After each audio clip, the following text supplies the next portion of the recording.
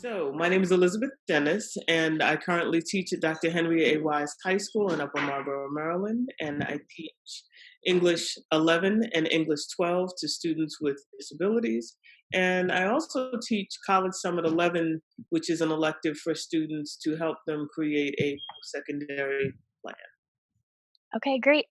And why did you decide to participate in the MTP-S project?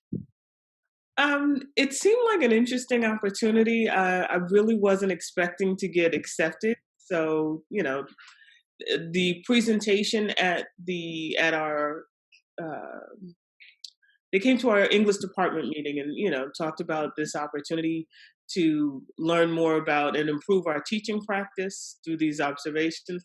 So it was interesting, and then even listening to the other teacher testimonials, it almost sounded too good to be true. But I was like, all right, let me, I'll at least sign up. And to be honest, at first I was thinking, well, they need a control group. Maybe I'll just be in that control group, and I won't actually have to go through the whole process. So I was really thinking I was just going to be in the control group, which was going to be fine too. Got it. Great. And what has it been like working with your coach? What has your experience been like so far?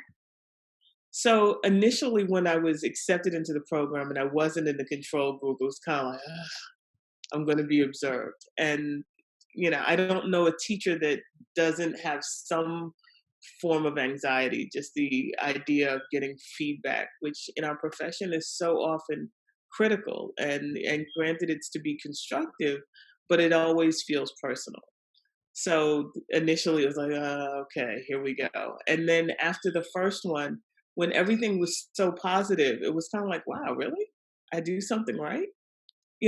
I wasn't sure. So it was the very first time was surprising. It was an interesting response to actually hear somebody say, yes, you're doing a good job with that. Keep doing that. I really enjoyed watching you. So that's been really positive. It's really been interesting to have these conversations with another professional who's looking at my practice from the perspective of these are the things that you do well. Let's make them even better. Hmm.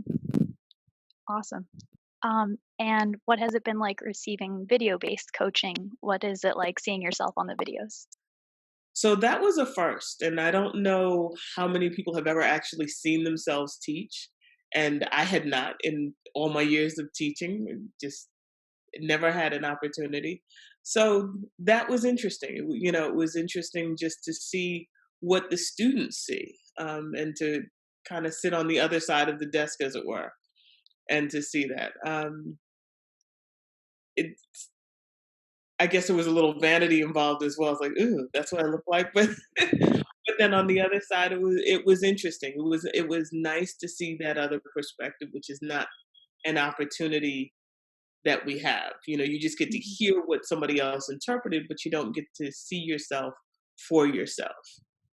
Right, exactly. And then what advice would you give or what would you say to teachers who are considering signing up for the coaching project? Well, just like the people that I heard when before I signed up, it's definitely well worth it because it does provide a level of strength. And one of the interesting things that came from it is the thing that I really thought was my weakness. My coaches told me is my strength. I always thought that my ability to question, I always felt really nervous because that was always the thing I seemed to get dinged on in my observations. And the feedback I always got back was that I wasn't um, providing enough higher order thinking and good questioning, and I needed to improve my questioning. And that's always been my goal over the years is, okay, I need to improve questioning. And here I'm getting this feedback that, okay, something clearly must have kicked in because I'm doing it. And um, so it's a whole different perspective and well worth the opportunity.